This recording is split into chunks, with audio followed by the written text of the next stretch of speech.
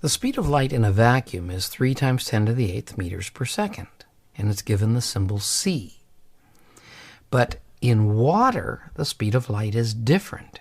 It turns out to be 3/4 c. And in fact, in any different medium, the speed of light will be different than in a vacuum.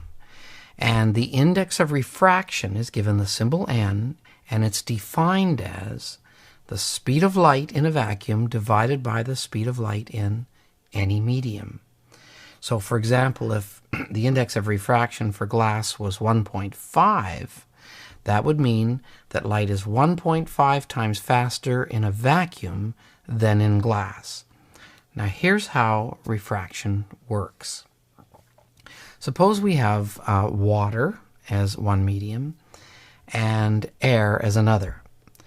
Everything is measured to a normal line, very important. And the incident ray comes to the surface, and water is more dense. It will bend towards the normal, in the more dense medium. That's the refracted ray. Theta 1 is the angle to the normal as the angle of incidence. Theta 2, the angle of refraction. Now there's a very important law you need to know. It's called Snell's law, and last year we actually did an experiment to measure this. N1 sine theta 1 equals N2 sine theta 2. N1 is the refractive index of the air, which also turns out to be 1, very close to the vacuum. And then N2 would be the refractive index in water. So you need to know that relationship very well. Now, when light travels from one medium to another, not only does the velocity change, but the wavelength changes, and the wavelength gets smaller. So in going from a vacuum to another medium, the wavelength changes, but the frequency does not change. Now here's your one-stop, everything you need to know formula. And we can write it like this. Sine theta 1 over sine theta 2 would equal, it's easy to see, N2 over N1. Now look at this. It equals V1 over V2, which equals lambda 1, the wavelength, over lambda 2. Memorize that, know it well. It's sort of your one-stop, everything you need to know, full meal deal for refraction and refractive index. Now one more thing, something called the critical angle. Suppose the incident ray went from water to air. The ray will bend away from the normal. So if I had a larger angle of incidence, theta 2 was larger, what happens is it will now bend farther from the normal when it reaches the air.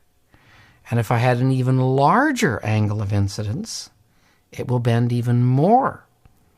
There's a critical angle such that when light travels from the water to the air, or water to another medium, it'll go right along the edge, and the angle of refraction would be 90 degrees.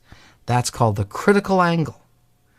And in this case, theta 1 would be 90 degrees. So here's a very simple sample question. What is the critical angle when light travels from glass, n is 1.5, to air, 1.0? So there's Snell's law.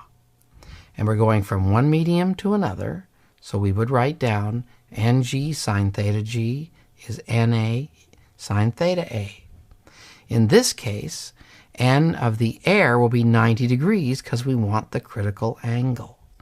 And so we solve for sine theta g, which equals Na sine theta a divided by Ng. And the index of refraction of air is 1, and sine 90 degrees is 1. So we will have 1 times 1, and Ng equals 1.5, and you solve and find the critical angle. There it is, 42 degrees.